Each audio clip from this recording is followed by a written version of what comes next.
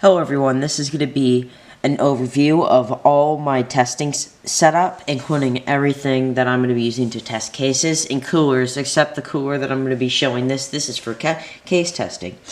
Alright, let's get started with this. This is the Ryzen 7 2700X. This is the top selling CPU on Amazon right now, and it will give an absolutely great representation of the average CPU people are using at this moment.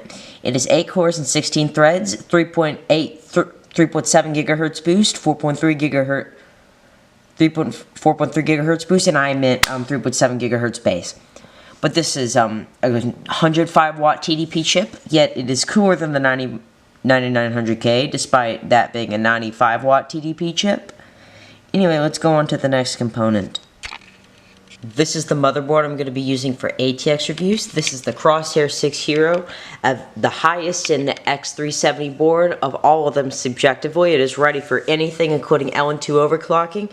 It also boasts T topology, which is very useful if you have 4 DIMMs, and it will work with Ryzen 1000, 2000, 3000, Raven Ridge, the newer APUs, and I can't remember what the other ones are called, but the A-series and other Athlon CPUs, the excavator ones, which you really should not be using.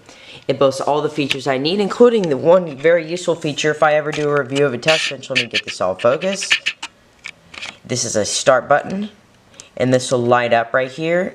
So if I ever do a test bench review, it will be easy for me to start up the board and do testing, especially for coolers. And anyway, I'm going to get on to the next motherboard for MATX testing. So this is the MATX board I'm going to be using. This is the B450 and Pro 4. A very basic B450. I got it for like $70 at a Micro Center deal at one point. I was just going to use it for a Q300L build. And now I'm going to be using it for all my testing, so it just features your normal AM4 socket, a very average 3+3 phase VRM according to BuildZoid, and a very mediocre feature set. Like, it'll handle the 2700X, especially with airflow over the VRMs, which will be had especially when I get to the cooler segment. Anyway, on to the next board. This is the board I'm going to be using for MITX testing, and this is going to be for small form factor systems, and it will cool a 2700X just fine according to Hardware Unboxed, which is a reputable reviewer, unless you are not aware, which I'm pretty sure if you're watching my channel you are.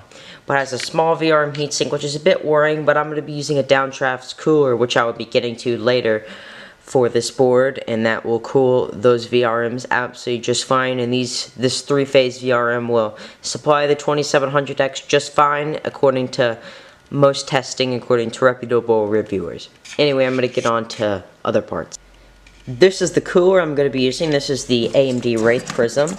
It has RGB, and it will cool the 2700X. It's the stock cooler that comes with it, and it will cool it absolutely just fine.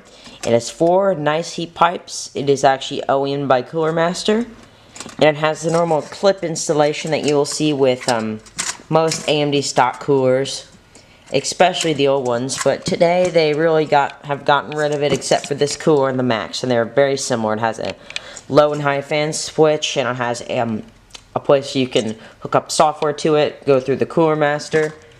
It has very nice RGB here, as I will show you in many case reviews. This AMD logo even lights up RGB also, so that is very nice. The fan is 92 millimeters and it is transparent, and it will show all the RGB goodness. So this is the thermal paste I'm going to be using. This is Arctic MX4 2019 edition. This is one of the best budget thermal pastes, and it cools incredibly well for its price. It's not as good as Cryonaut, but it will be very good for case testing, since most people are usually buying this or sticking to the stock paste, and I can't use the stock paste, so I guess that's a bummer. And this will cool probably 10C. I've seen 10C drops just by replacing the paste, because the stock AMD paste is absolutely awful. Sorry for the tangent there, but I'm going to get going to GPU. This is the Corsair RM550X. This will be powering the whole system.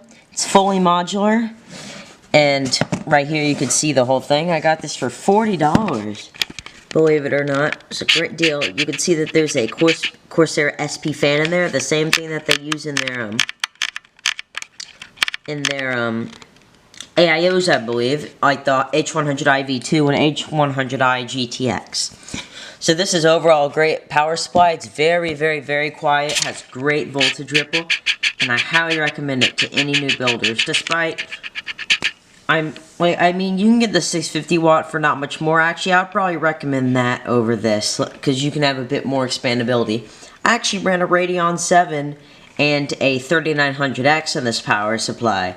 So it's absolutely enough for most things that you'll throw at it. Like, don't go throwing X299 on it, or Threadripper, or any kind of HD2 platform, since those draw a bit more power than this thing can handle, especially with the graphics card. This is the graphics card I'm using. This is the Vega 56 Reference Edition. This is a relatively a bit hot GPU, but it will be great for thermal testing, and it will be good for measuring inside cases. These blower GPUs aren't really that good for airflow, and they don't cool very well, but this one has actually been very good. It usually sticks at around 65°C. Whatever people tell you, most people say that these things are super hot and loud. They really aren't, actually. I actually highly recommend these. You can get them for like, if you're lucky, you can get them for like $150, which is absolutely crazy. But this is great for this kind of system. 2700X and Vega 56 system is very nice in the grand scheme of things of systems. Anyway, I'm going to go on to RAM. So right here we have a Corsair Vengeance 16 gig dual channel kit, 8 gig DIMMs. These go from 16, 20, 20, 20, 38, and they're 3000 speed. Pretty poo-cast latency, especially a lot of those sub-timings. Pretty pitiful in the grand scheme of RAM. Like, you can get better RAM than this for like $50 nowadays. I actually got this for $180 back about 2 years ago or so. But it's in great RAM for me, and I ran it on my main system for a crazy long time. And I'm going to be running it in my test system now. Anyway, I'm going to be going on to SSD. So this is the SSD I'm going to be using. This holds all my info for testing everything. It's an Inland Professional. 240 gig. I got this for about $25. I'm going to let you zoom in so you can see the write speeds. It's a very nice SSD, especially because I got it for like $25. I would actually highly recommend, if you have a Micro Center in your area, you go and pick a bunch of these up. They're very useful, actually. Anyway, I'm going to wrap up this video. Thank you for watching. Subscribe and like, and I actually have a Discord server, so it'd be very nice if you could join that. We have nice people, L2 overclockers, and everything you can imagine. Anyway, thank you. Have a great day.